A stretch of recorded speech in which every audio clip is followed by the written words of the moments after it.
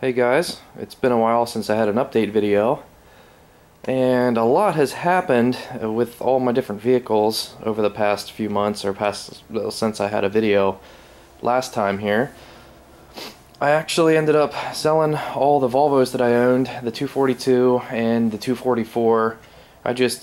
I'm wanting to build something that I can easily get parts for, and I can build without having to custom make everything, and then for some reason if whatever I have to make breaks, then it takes a whole lot longer to get it fixed. So I'm trying to just focus all my time on trying to get the Mustang completed, and it looks a little different now than when you've seen it last, and we'll go through all of the changes that have happened.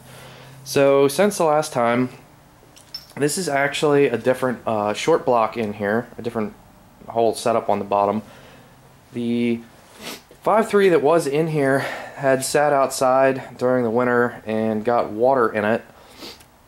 I brought it in, got everything hooked up, the Megasquirt hooked up, and went to spin it over, and it wouldn't spin over. It acted like something was completely just locking the thing up and wouldn't let it spin. So took out all the plugs. I didn't know if it was just rust in the bores or what, so I dropped some ATF down in the bores to see if I could loosen up the rings, because those were actually new rings in the engine at the time.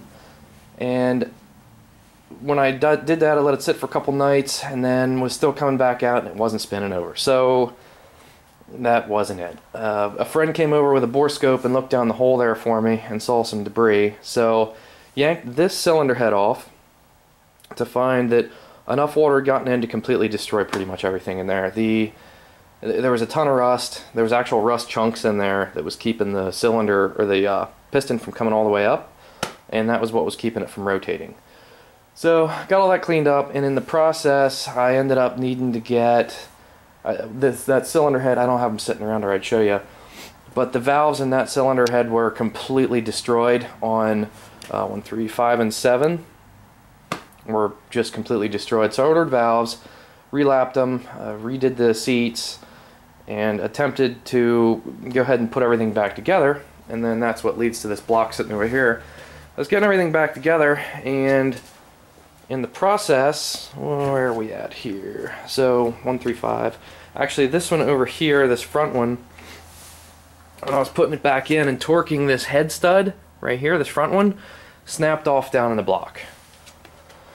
So I went out and bought a reverse drill bit and a reverse, what do you call them, like an easy out type deal. And the reverse drill bit got real good penetration down in it, got nice and deep into the broken off stud, and went to use the easy out, and the easy out snapped off in there. So not only is there a broken off stud, but a broken off easy out in there.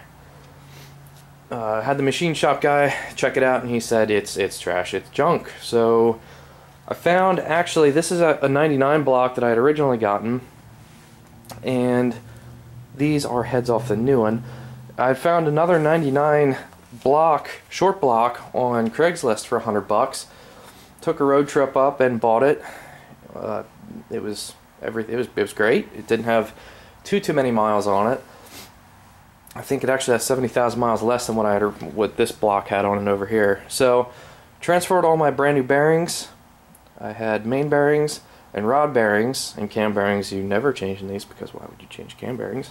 You just close your eyes and slap it together. And buttoned everything back up. The only, what is different on this? This is the original heads back in here. And I also swapped all my rings over to the new short block I got. No, I'm incorrect. I pulled the rods, pistons and rods from this engine, put them in here, made sure it was going to work with this crank. So I kept the crank the same, and I moved these rods and pistons over to this setup. And what else is different? I went ahead and I got rid of the truck fuel rails. I had cut my hood over there to clear the crossover tube for the truck rails. I figured I'd take care of that a while, so I got these Holley, I think they're Holley Sniper EFI, something like that. What are they called? Yeah, Holley Sniper EFI rails. and an eBay fuel pressure regulator. It's been a while. Actually, it's still holding 20 pounds of pressure, and it's been sitting for 2 weeks. But if I prime the pump, I have this set for 58 psi, which is the same as the truck rails. So I got some of those fancy hardline to AN adapters and put those on the factory fuel feed and return lines that are down under the fender right around here. They come up, and then factory they come through this hole right here. But I went from what are they? The quarter is the return line, so it's quarter to -6, and then 3/8 to -6. So feed, return, and then I actually set this up as a deadhead system, which I'll see if it's decent or not, or wants to work or doesn't want to work, or if it's a pain in the ass, or if while it's running the needle's sitting in like doing this the whole time really quick, doing the waver thing at like 58 psi, and then the vacuum boost reference to keep the base fuel pressure where it's supposed to be. So fuel feed comes over here, it's going into that side. I was going to put it in this side here, but the heater lines are in the way, so this is the deadhead side, just a blocker plug. The other major difference is this car used to be MS1 with an MSD 6010 box controlling the ignition. Well, I had this alternator adapter plug for the new style alternator. This is an alternator for a 99 Silverado in the Corvette bracket, but you have to get this special plug. I forget who makes this, Easy or Fast, or it's one of those easy painless kit. Painless, that's the one. So this is a painless kit that it comes with a resistor in line for the power. So it's a resistor, and then you feed this back through, and this is what charges to the battery for alternator. But what had happened was this broke under the heat shrink, and I didn't know that. So when I was trying to start the car with the MS1 box, it kept popping fuses. I didn't know why the hell it was popping fuses. It was popping the 3 amp fuse power feed to the Megasquirt box. So I thought, okay, well, I'll put a 5 in it. It popped a 5, I put a 10 in it, and I shouldn't have done that because that was a dumb move, but I put a 10 in it, and I'm trying to start the thing, and it's cranking, it's cranking, it's cranking, and then I'm seeing smoke and smelling burning electronics. And sure enough, it burnt one of the traces on the MS1 board. So I rewired a feed into that, and I got the Megasquirt working back up with the stimulator, and all that's working fine. I still have that, but it also cooked the MSD box in the process because I think it backfed through the board out to my electronics. So it cooked my MSD box for sure. That I couldn't even get the power up and stay running afterward. It's also getting cold here, so that's why I'm sniffling a lot. But other than that, I redid the standoffs for the steam vent tubes in the top of the cylinder heads.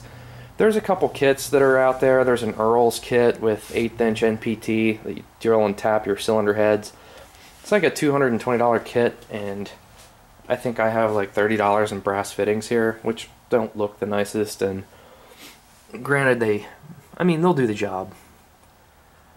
But since I had already drilled and tapped these and used the brass fittings, I couldn't get the fancy. There's other kits. I think Holley makes a kit that uses the factory locating pin and like an O-ring seal. It's like an oval, and on this side over here there's a locating pin, and then this side over here is just the pass-through for the coolant steam, and it just has an O-ring on it.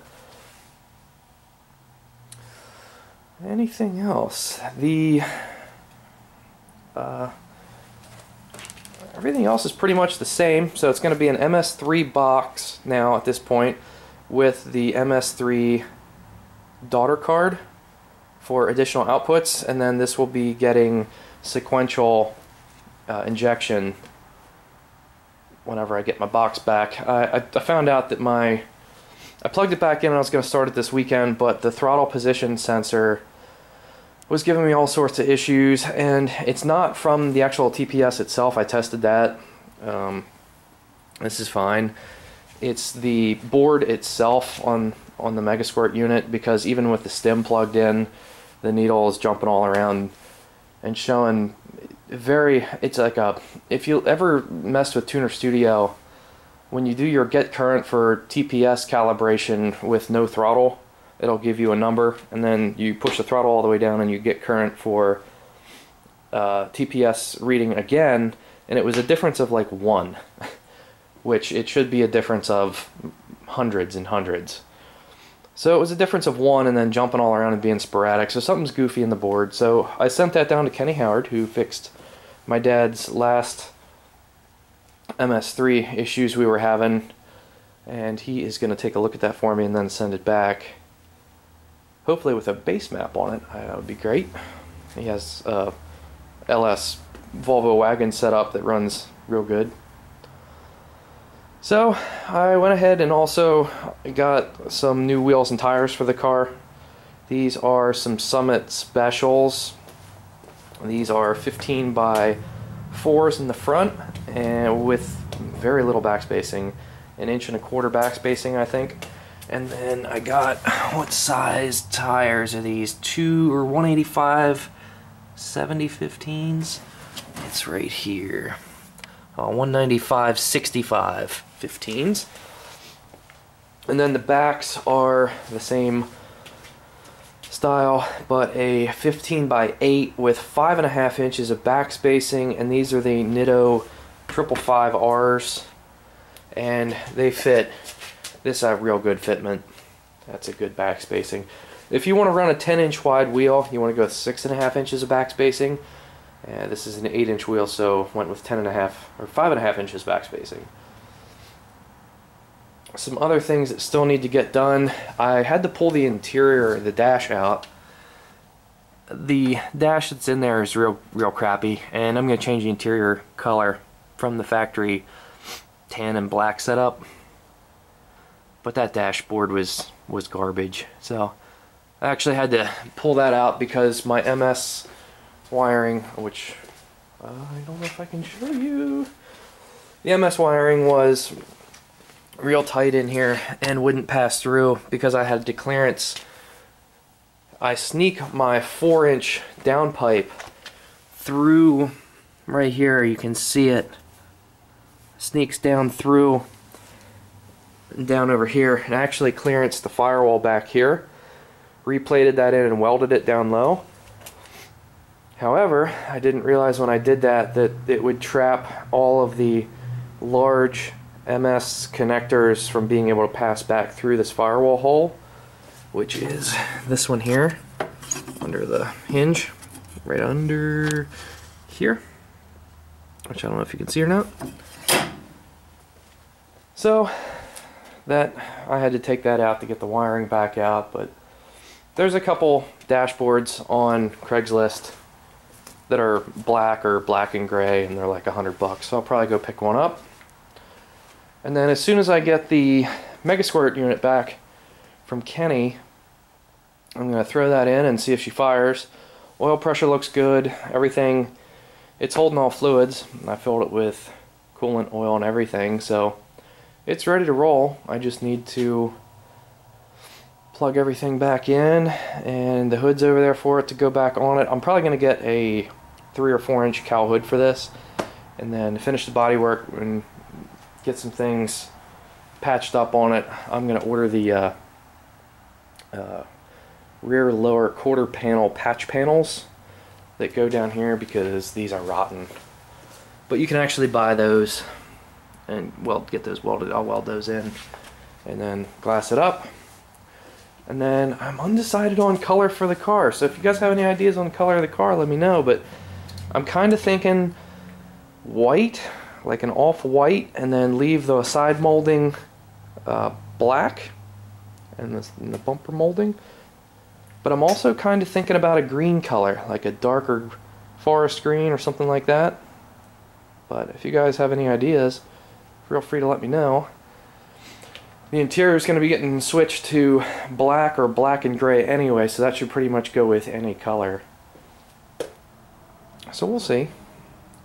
But I figured I'd give you a really giant rambling update with all sorts of information that's jumbled and thrown at you all at once, just because so much has happened, and I have some downtime at the moment. I kind of just did it all in the last few weeks when I have time and when I can get everything done. And then I don't have any other cars at this point. Well, I have the truck that I've been driving, and I bought a 99? What year did I buy? No. 01? I have to check. BMW 323i that I've been working on to make a little daily driver out of it. So that's updates for now, and I will keep you guys updated with all the future stuff that's coming. I'm going to try and be more diligent with getting videos out, because I know people like seeing what's going on. So if you have any questions, let me know, and until next time, I'll see you guys later.